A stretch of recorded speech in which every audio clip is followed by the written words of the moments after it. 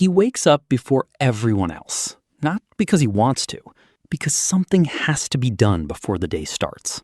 A bill, a call, a decision that has been sitting on him since last week. He doesn't talk about it. He just handles it. And when the family wakes up, he is already dressed, already moving, already carrying something nobody else in the room knows about. They see a man who has it together. He sees a man who cannot afford to fall apart. This video is about that man, the one who struggles quietly, daily, completely, so that the people he loves do not have to, and what that kind of life does to a person over time. Not the sacrifice. Everyone sees the sacrifice.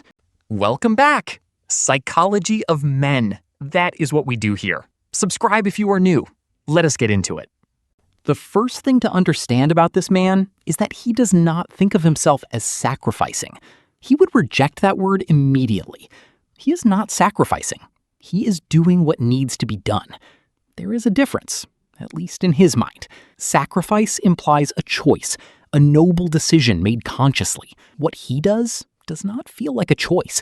It feels like gravity. The family needs, he provides. That is simply the order of things. Psychologists who study male identity and role theory describe this as the provider schema, a deeply internalized belief system where a man's worth is directly measured by his ability to meet the needs of those who depend on him. It is not taught explicitly. Nobody sits a boy down and says, your value depends on what you can provide. But it is absorbed through watching, through what gets praised, through what happens when a man in the family fails to provide, and what people say about him afterward. By adulthood, the belief is not a belief anymore.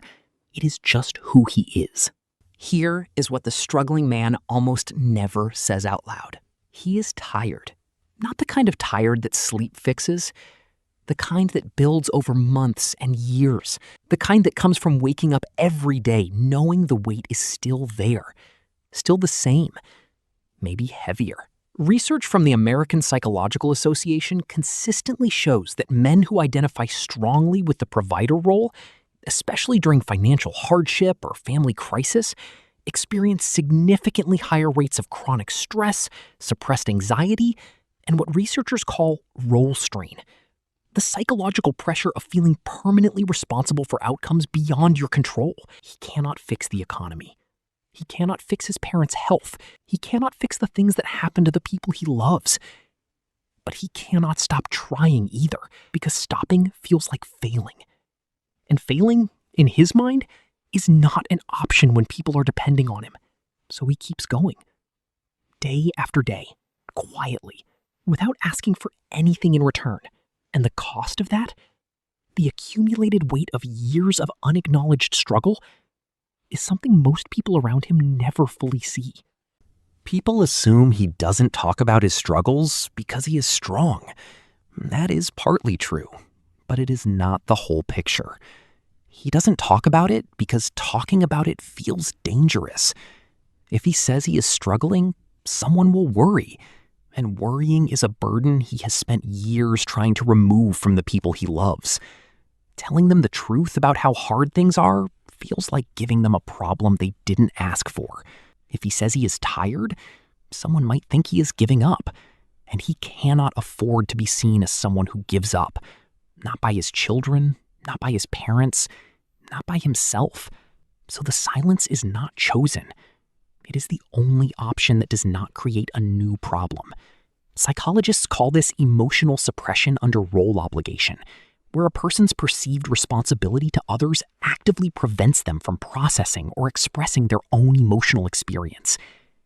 He is not suppressing his feelings because he doesn't have them. He is suppressing them because having them feels like a luxury he cannot afford right now. And right now has been going on for a very long time. Here is the paradox at the heart of all of this. The man who struggles for his family, who shows up every day, who handles what needs handling, who keeps the whole thing from falling apart, is often the loneliest person in that family. Not because nobody loves him, because nobody fully knows what he is carrying. He made sure of that. He protected them from the weight so effectively that he is now alone with it. And the very thing he did out of love, the silence, the handling, the never asking, is the exact thing that keeps him from being truly known by the people he did it for. If you are this man, or if you grew up watching this man, I want you to hear something. What you do is seen. Even when nobody says it, even when the people around you go about their day without stopping to notice the weight you carried to make that day possible, it is seen. And the strength it takes, not the physical strength, not the financial strength, but the strength to keep going quietly, without recognition, without complaint, without letting anyone see how hard it actually is, that is one of the most extraordinary things a human being can do. It just never gets called extraordinary because the man doing it made it look easy. Drop a comment. Are you this man? Or did you grow up with one? I read every single one. See you in the next one.